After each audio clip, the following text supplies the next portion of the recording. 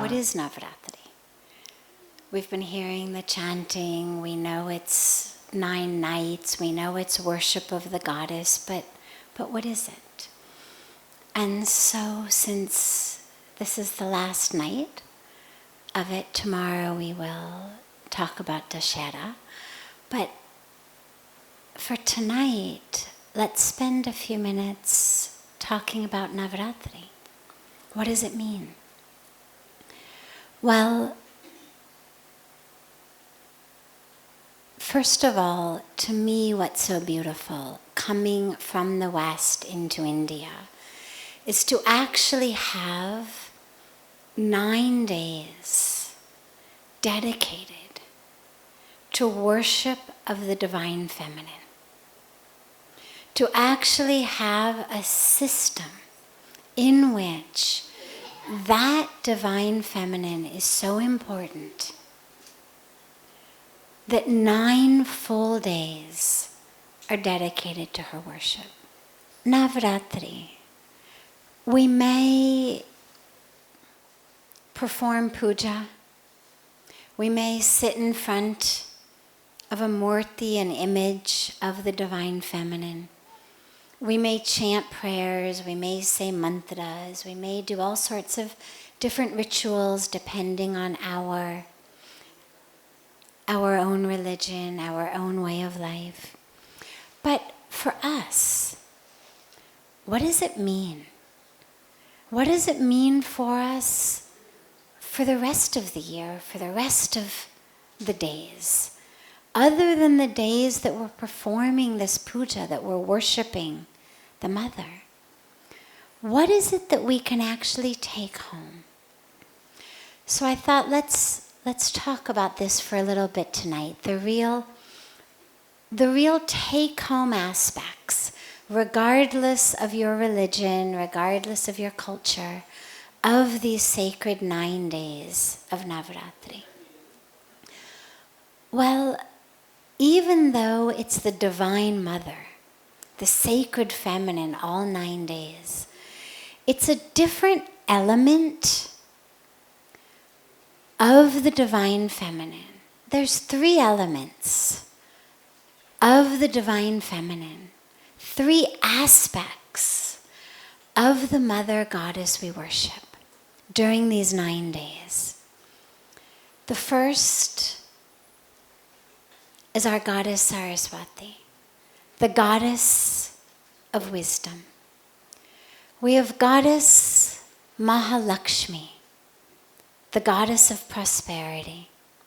And we have Durga or Kali. And what I want to talk about when we talk about the meaning of the holiday is when this energy, when this incredible Shakti comes into our life, what does it mean? What are we really praying for when we pray to Durga, or we pray to Kali, or we pray to Lakshmi, or we pray to Saraswati? What are we really praying for?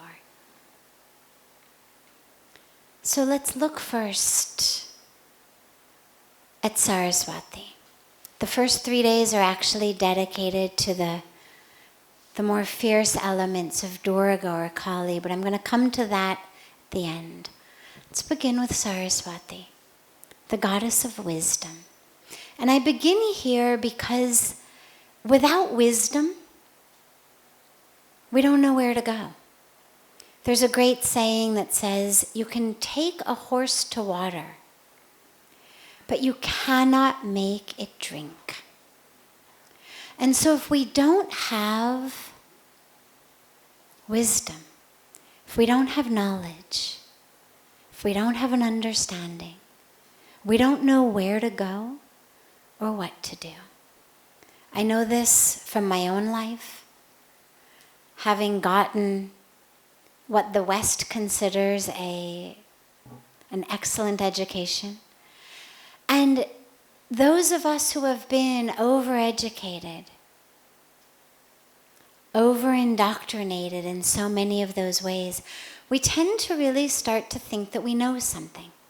We start to think that we're smart, that we've got knowledge. The problem becomes that we don't know how to live. And all of the knowledge in all of the books doesn't help us in our lives. There's a wonderful story of a boatman who's out in the middle of the ocean, and on his boat he has a philosopher and a mathematician and a scientist. And they're in the ocean, and the mathematician says to the boatman, "So tell me, you must know some basic math. You must at least know algebra, geometry." And the boatman says, "No, I'm not educated in that way. I only know how to take God's name in the morning when I wake up, and again at night before I go to sleep." And the mathematician says, "Well, then at least 30% of your life has gone in vain." The scientist says, "All right, well, you don't know math, but you must know science. I mean, you must know Newton's laws of physics.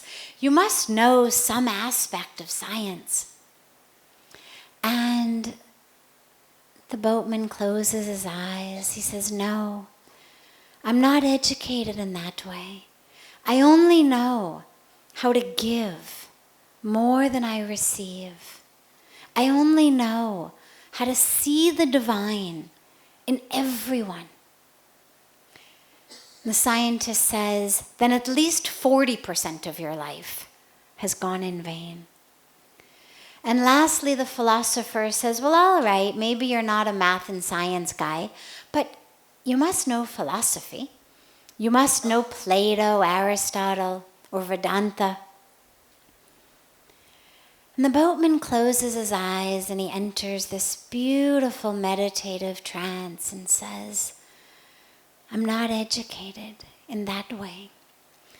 And at that moment, the storm starts to come, and this huge wave picks the boat up and carries it several feet into the sky, and the boatman realizes this boat is going to capsize. And he says to his passengers, "Do you know how to swim?" "No," they all cry. And as the boat capsizes and the boatman very tragically watches his passengers drown, he says, "I think 100% of your lives have gone in vain."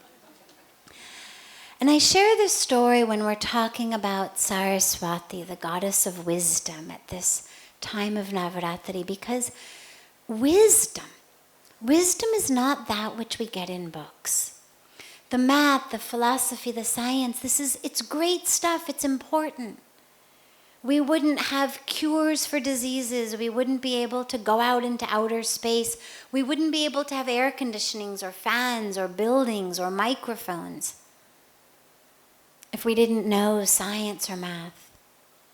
We wouldn't be able to inspire ourselves and deeply understand ways of looking at the world if we didn't have philosophy. But it's knowledge. It's facts. It's stuff someone else discovered. It's not wisdom. It's not what helps us when metaphorically the boat in our life capsizes. It's not what helps us metaphorically when in our life the ocean is full of waves.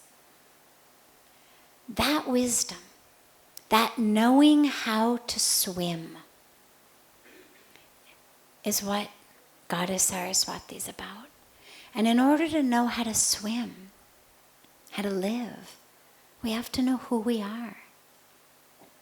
And this is the problem. And so the real wisdom that we get when we pray is, "Oh God, doesn't matter what name, what form, right now it's Navratri, so we may say, oh Ma Saraswati. But whatever religion you are, whatever walk of life, doesn't matter. O divinity,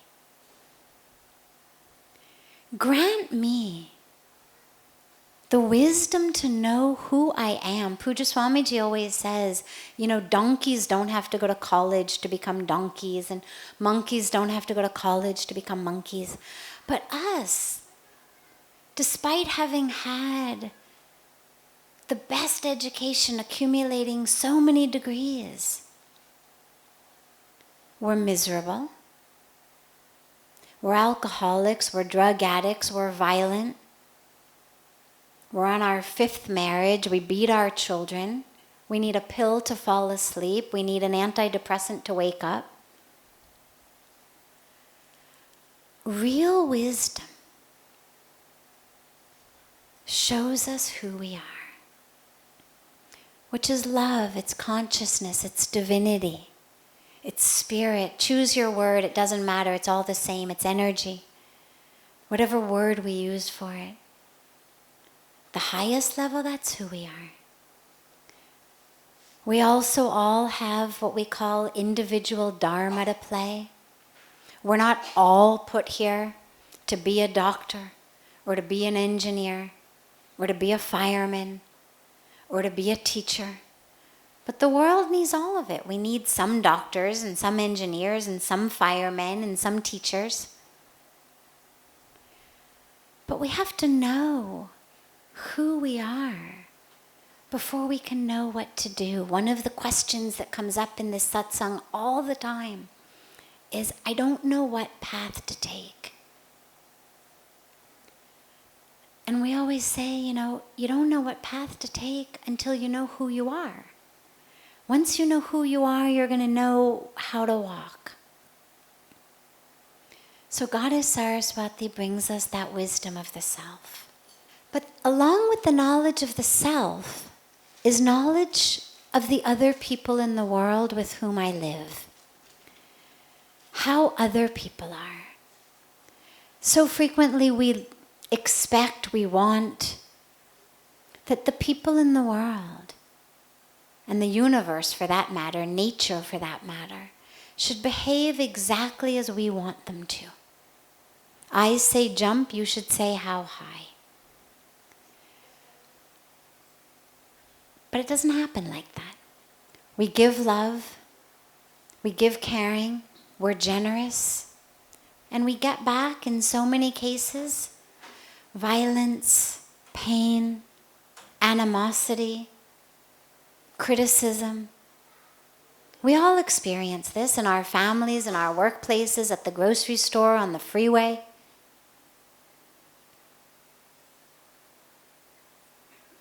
The world is not a vending machine. With a vending machine, I always say you go in and you put in your dollar bill and you push your button for chocolate or whatever you want and it comes out. But the world isn't like that. And so many of us expect it to be. I buy my wife chocolates and flowers and everything, and I don't know why she still doesn't love me. Or I do this for my husband, and I don't know why he's still so cranky. I do everything for my children. They're never grateful. I do everything my boss wants. Still he's fired me.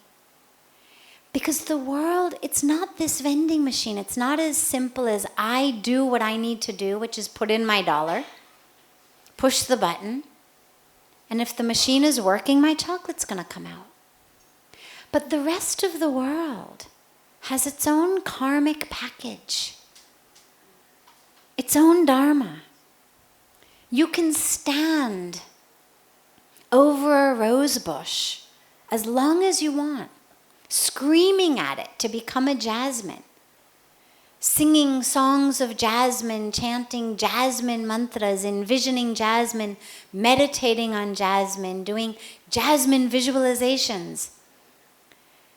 And no matter what you do, that rose bush is never, ever, ever going to become a jasmine. If you've got an apple seed, all you're going to get are apples, not peaches. And so wisdom is what helps us understand that there's a nature to nature. Nature has seasons.